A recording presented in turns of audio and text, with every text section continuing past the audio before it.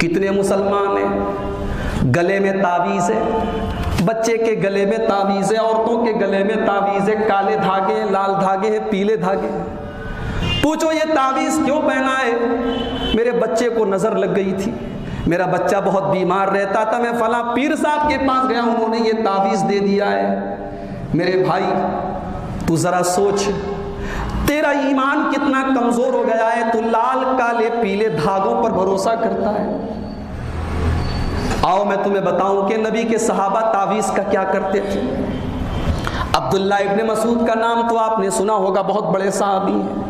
عبداللہ ابن مسعود رضی اللہ تعالیٰ عنہ کی بیوی کا نام زینب تھا۔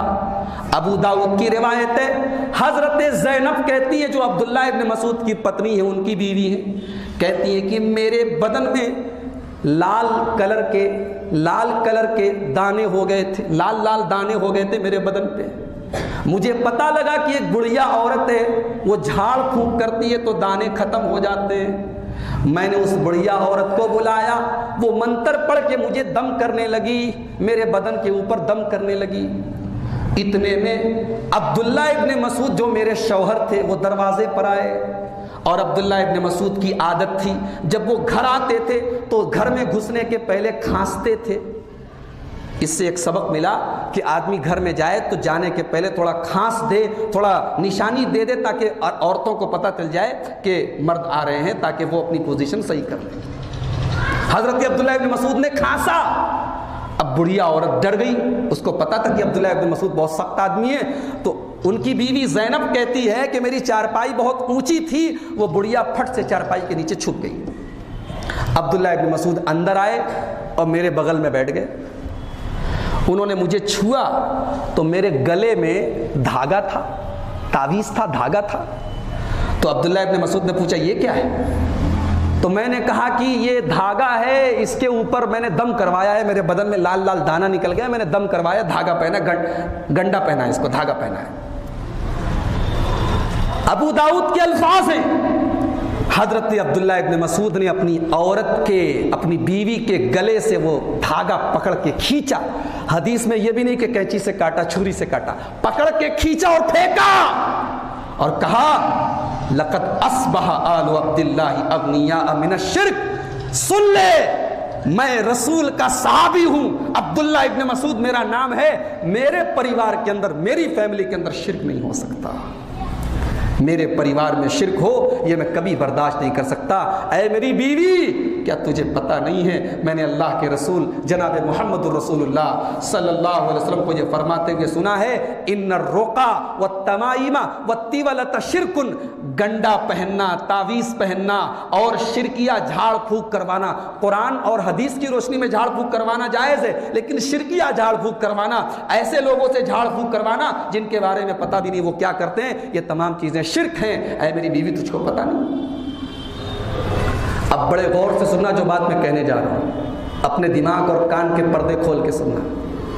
عبداللہ ابن مسعود کی بیوی نے کہا اچھا ایک بات بتائیے، آپ کہتے ہیں کہ دم کروانا، جھاڑ پھونک کروانا یہ حرام ہے، گناہ ہے، شرک ہے، تو میرے ایک سوال کا جواب دیجیے۔ میں ایک مرتبہ باہر گئی، کسی نے مجھے دیکھ لیا اور مجھے نظر لگ گئی، میری آنکھ سے پانی آنے لگا۔ اب جب میں منتر پڑھ کے دم کرواتی تھی تو آنکھ سے آنسو آنا بند ہو جاتا ہے، اور جب منتر پڑھوانا چھوڑ دیتی ہوں تو آنکھ سے پھر آنسو آنے لگتا ہے۔ تو آپ بتائیے، آپ تو کہہ رہے ہیں شرک ہے، غلط ہے، تو یہ کام کرنے سے میں صحیح کیسے ہو جاتی؟ آج آپ کو بہت سارے لوگ یہ دلیل دیں گے کہ اگر اجمیر جانا غلط ہے تو اجمیر جانے سے میرا کاروبار کیسے چلنے لگا؟ مجھے 7 سال سے لڑکا نہیں ہو رہا تھا، میں درگاہ پہ گیا، چادر چڑھا دی خواجہ صاحب کے نام کی، مجھے لڑکا ہو گیا، اگر یہ غلط ہے تو لڑکا کیسے ہو گیا؟ عبداللہ ابن مسعود کی بیوی نے بڑا پیارا سوال کیا تھا، اگر اس کو سمجھ لو تو عقیدہ صحیح ہو جائے گا۔ کہا کہ اے میرے شوہر، اگر گنڈا تعویذ پہننا غلط ہے، اگر منتر پڑھنا غلط ہے، اگر دم کروانا غلط ہے تو میں صحیح کیسے ہو گئی؟ اب صحابی کا جواب سنو، ابو داؤد کتاب الطب کی روایت، حوالہ میرے پاس موجود ہے، حدیث نمبر موجود ہے، جب چاہے تب لے لینا۔ صحابی رسول کیا جواب دیتے، کتنا پیارا جواب دیتے ہیں۔ کہتے ہیں میری بیوی یہ شیطان کی ایک چال ہے. شیطان تیرے اوپر حملہ کرتا ہے اور جب تو شیطان کی بات مان لیتی ہے، جب تو تعویذ پہننے لگتی ہے، جب تو گنڈا پہننے لگتی ہے تو شیطان تجھے چھوڑ دیتا ہے. اور جب تو شیطان کی بات نہیں مانتی ہے، تو تعویذ اتار دیتی ہے، تو منتر پڑھنا بند کر دیتی ہے، تو دم کروانا بند کر دیتی ہے، تو شیطان پھر سے تیری آنکھ میں آ کے انگلی ڈال دیتا ہے، شیطان تجھے تکلیف پہنچانے لگتا ہے. اس سے ایک مسئلہ یہ بھی پتہ چلا کہ اللہ تعالیٰ نے شیطان کو اتنا پاور دیا ہے کہ وہ ہمارے جسم کے اندر بھی تکلیف پہنچا سکتا ہے. ہمارے ایمان کو کمزور کرنے کے لیے، ہماری توحید کو کمزور کرنے کے لیے شیطان ہمارے بچے کو نظر بھی لگا سکتا ہے، شیطان ہمارے بچے کو بیمار کرنے کی کوشش بھی کر سکتا ہے. لیکن عبداللہ ابن مسعود کہتے ہیں، اے میری بیوی، اگر کبھی ایسا ہو جائے تو میں علاج بھی بتا دیتا ہوں. میرے پیارے نبی جناب محمد رسول اللہ صلی اللہ علیہ وسلم جب کہیں بدن میں تکلیف ہو جاتی تھی تو اللہ کے نبی ایک دعا پڑھ کے دم کرتے تھے. تم وہ دعا پڑھ لیا کرو. کیا دعا پڑھتے تھے؟ بڑی پیاری دعا ہے، ہو سکتا ہے کہ آپ کو یاد نہ ہو، آپ مولانا موجود ہیں، ان سے لکھوا لینا یا دعا کی کسی کتاب میں سے دیکھ کے یاد کر لینا. اذہب الباس رب الناس اشفی انت الشافی لا شفاء الا شفاؤک. اے اللہ تو لوگوں کا رب ہے، اے اللہ تو میری تکلیف کو دور کر دے، تو شفا دے دے، تیرے علاوہ کوئی شفا نہیں دے سکتا. عبداللہ ابن مسعود کہتے تم یہ دعا پڑھ کے دم کر لو، انشاءاللہ تمام بیماریاں ٹھیک ہو جائیں گی. مگر آج کتنے مسلمان ہیں دھاگا پہنتے ہیں، گنڈا پہنتے ہیں، تعویذ پہنتے ہیں اور یہ ایمان رکھتے ہیں کہ تعویذ سے مجھے بیماری نہیں ہوتی.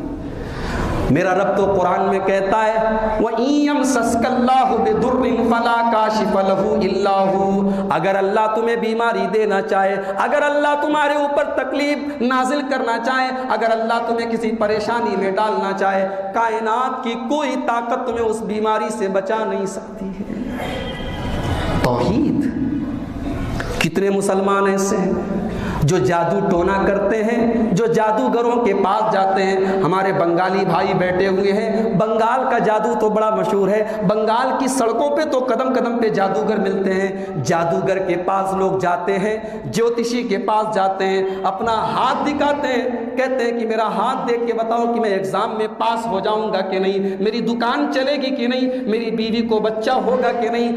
پامسٹ کے پاس جاتے ہیں، جوتشی کے پاس جاتے ہیں، اپنا ہاتھ دکھاتے ہیں. سن لو میرے بھائیو، یہ بھی شرک ہے، یہ بھی شرک ہے. اور اللہ کے نبی کیا فرماتے ہیں؟ ابو داؤد کی روایت ہے، اللہ کے نبی فرماتے ہیں من اتا کاہنا او عرافا، جو کسی جادوگر کے پاس جاتا ہے، جو کسی جوتشی کے پاس جاتا ہے، جو ہاتھ کی ریکھا دیکھ کر آپ کا بھوشیہ آپ کو بتاتا ہے، جو ایسے انسان کے پاس جاتا ہے فصدقہ مما یقول، اور اس کی باتوں کو سچ مان لیتا ہے، اس کی باتوں کی تصدیق کر لیتا ہے، فقد کفر بما انزل علی محمد، تو وہ اللہ کے رسول کی شریعت کا انکار کر دیتا ہے، کافر ہو جاتا ہے.